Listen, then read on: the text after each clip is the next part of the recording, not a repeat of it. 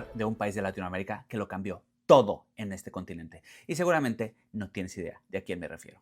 Vamos a hablar de nada más y nada menos que de Haití. Y como siempre, un poquito de contexto, un poquito de historia. Estamos hablando de Haití, pero antes de Europa, Haití no existía. Se llamaba la Isla de la Española y estaba habitada por pueblos indígenas, conocidos también como los taínos. Tenían una ubicación clave porque estaban en el Caribe central, tenían rutas marítimas súper favorables y lo más importante, tenían tierra fértil y un clima excepcional. Antes de 1492 estaban los taínos, como ya les dije, y era una comunidad muy funcional. De hecho, se dedicaban a la agricultura, donde cultivaban maíz y yuca, tenían aldeas estables, tenían una jerarquía bien funcional, podemos decir, comercio regional, y en realidad no tenían muchas guerras constantes como lo hacían otras civilizaciones que estaban por ahí.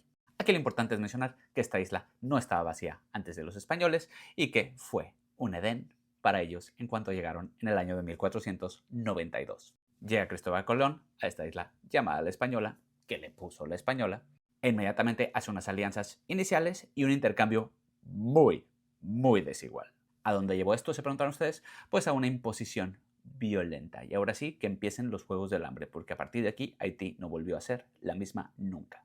En pocas décadas se convirtió en un lugar de explotación, de trabajos forzados y un semillero de enfermedades traídas desde Europa. Después de esto, España convierte a la Española, es decir, Haití, en un laboratorio social donde experimentó por primera vez con temas como la esclavitud, la encomienda y lo más feo y lo terrible, que es la extracción sin reinversión, es decir, un saqueo extremo de una localidad. ¿Qué hizo esto? Se preguntaron ustedes. Pues que prácticamente desapareciera toda la población taína. Esto hace que falten brazos para que esta colonia pueda funcionar y los españoles finalmente toman la decisión de reemplazar a estas manos de obra. ¿Cómo lo hacen, te preguntarás? Empezó oficialmente la importación de esclavos africanos. Pero llega el siglo XVII, donde España pierde una parte de este territorio frente a sus compadres los franceses, que terminan llamándola Saint-Domingue. ¿Y qué se encuentran los franceses aquí? Se preguntan ustedes. Pues una verdadera joya, porque de aquí producen café, azúcar y añil a una escala súper industrial. ¿Pero cuál era el costo de esto? Se preguntan ustedes. Pues el costo humano seguía para arriba. La esclavitud de este lugar era masiva. Se dice que había aproximadamente 500.000 esclavos traídos de África que tenían un trabajo forzado en condiciones terribles, lo que trajo una mortalidad altísima, al grado que se dice que duraban aproximadamente 10 años como media una persona que llegaba de África y se instalaba aquí. No eran nada más las enfermedades, no eran nada más los trabajos forzados, era que realmente les salía más barato dejar de proteger a estos esclavos que cuidarlos. Cuando ya estaban en las últimas, era más barato dejarlos desvivirse. Entonces, les platicaré un poquito de cómo estaba esta sociedad en Saint-Domingue para este siglo, es decir, el siglo XVII. En el primer lugar estaban los blancos. Estaban los Grand Blancs y los Petit Blancs, por llamarles así, que eran los blancos con dinero y los blancos sin dinero. Pero al final de cuentas eran blancos y tenían el privilegio de estar en la posición de honor, el uno. En el lado número 2 estaban los libres, que eran de color. Muchos de estos eran ex esclavos, otros eran propietarios y eran educados, pero no tenían derechos políticos plenos. Y en el posición número 3, los esclavos africanos, que eran una mayoría absoluta y estaban sometidos a una violencia sistémica. Pero aquí viene lo bueno, como les comenté, los plantadores que vivían ahí tenían una certeza real, que eran una minoría muy chiquita comparada con la gran cantidad de la base de esclavos que tenía la región. Entonces tenían que gobernar por medio del terror. Sabían que una rebelión podía ser catastrófica, entonces gobernaban por medio de castigos ejemplares y una vigilancia constante. Además de que había algo muy importante, tenían que mantenerlos alejados de la educación para que no llegaran estas ideas revolucionarias o libertarias que empezaban a surgir en ese momento y no les dieran ganas de levantarse, porque más de 1000 hormigas aplastan a un ave. Pero en el año de 1789 llega al mundo nada más y nada menos que la Revolución Francesa. ¿Y quiénes eran los que están controlando este territorio? Los franceses. ¿Se imaginarán qué pasó? Pues las ideas de libertad, igualdad de derechos viajaron en barco hasta Saint-Domingue, pero llegaron a ambas partes, es decir, a los blancos y a los negros. Los blancos decían que querían autonomía y los negros dijeron queremos igualdad. Y con esto llegó el año de 1791, básicamente el momento en que la chispa. ¿Qué pasó aquí? Se preguntarán ustedes. Pues en el norte de Saint-Domingue inicia lo que fue una revuelta masiva de esclavos. ¿Cómo fue esto? Se preguntarán. Pues fue una ceremonia medio simbólica en Bois Caimán, que fue una mezcla entre ritual, política y conspiración. Pero sirvió para unir a todas las fuerzas y decir, vamos por todas. Recordemos que Francia está en un caos, precisamente por la Revolución Francesa, en donde la monarquía básicamente ya no existe, la república está inoperante o es nueva y está aprendiendo qué hacer. Y lo que es Europa, pues está plagado de guerras. Entonces descuidaron un poquito esta zona y fue aprovechada precisamente por estas personas de Saint-Domingue. Y aquí aparece un nuevo personaje de la historia, que seguro conocerán algunos, seguro no otros, que se llama Toussaint Louverture.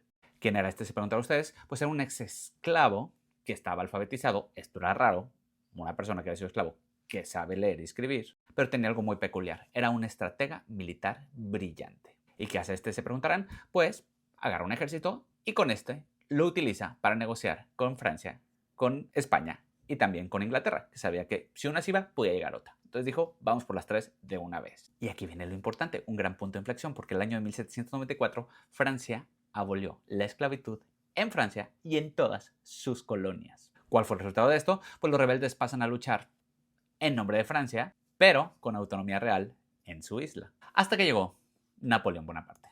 Siempre Napoleón. Esto fue en el año de 1802, que manda tropas a la isla precisamente porque quería restablecer la esclavitud, porque le había funcionado perfecto para el tema del dinero a Francia en el pasado. ¿Cuáles son las consecuencias de esto? Toussaint es capturado en el año 1803 bajo un engaño y se lo llevaron a Francia, donde básicamente se desvivió. Pero obviamente cuando cortas una cabeza llega otra nueva, y en este caso fue la cabeza de Jean-Jacques Dessalines. Y en el año de 1803, los haitianos logran derrotar a Francia en la gran batalla de Vertières, siendo este el país de Latinoamérica o de América Latina que derrotó al mismísimo Napoleón Bonaparte.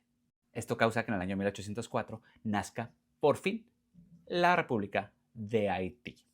Esta es la primera república negra y el primer país independiente de América Latina. Nada más y nada menos que eso. Obviamente esto fue peligrosísimo para el mundo porque vieron lo que causa una revuelta de esclavos. Entonces se impusieron muchísimos castigos y métodos de control para todas las colonias de todos los países. Pero aquí viene la jiribilla. Francia no lo permitiría tan fácil. Entonces en el año de 1825 le dice a Haití, va, te reconozco como Estado independiente siempre y cuando me pagues todo lo que me debes. Entonces, ¿qué hace? Le cobra 150 millones de francos, que después se iría rebajando un poquito, pero de todos modos es muchísimo porque esto iba a pagarle a los dueños de esclavos el hecho de que ya no tuvieran esclavos. Hazme el favor. Haití pagaría esta deuda hasta el año de 1947, es decir, hace menos de 100 años terminó de pagar esta deuda ridícula.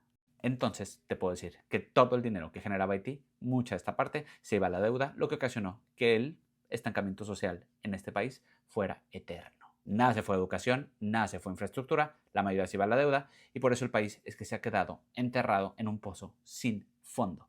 En el siglo XX, Haití ha tenido intervenciones extranjeras como las de Estados Unidos, ha tenido dictaduras, golpes de Estado y hasta fenómenos naturales como terremotos y huracanes que han prácticamente deshecho esta isla que se ha levantado desde cero una y otra vez. ¿Por qué decidimos hablar de Haití? Porque siendo el primer país en abolir la esclavitud a la fuerza, en independizarse de una potencia europea y además en vencer a Napoleón Bonaparte, es el país más pobre de este continente. Así que antes de juzgar a un país por su situación actual, hay que conocer su contexto, hay que conocer su historia y hay que ver que quizás este sacrificio que hicieron fue la premisa para que todos nosotros pudiéramos ser libres, independientes y soberanos.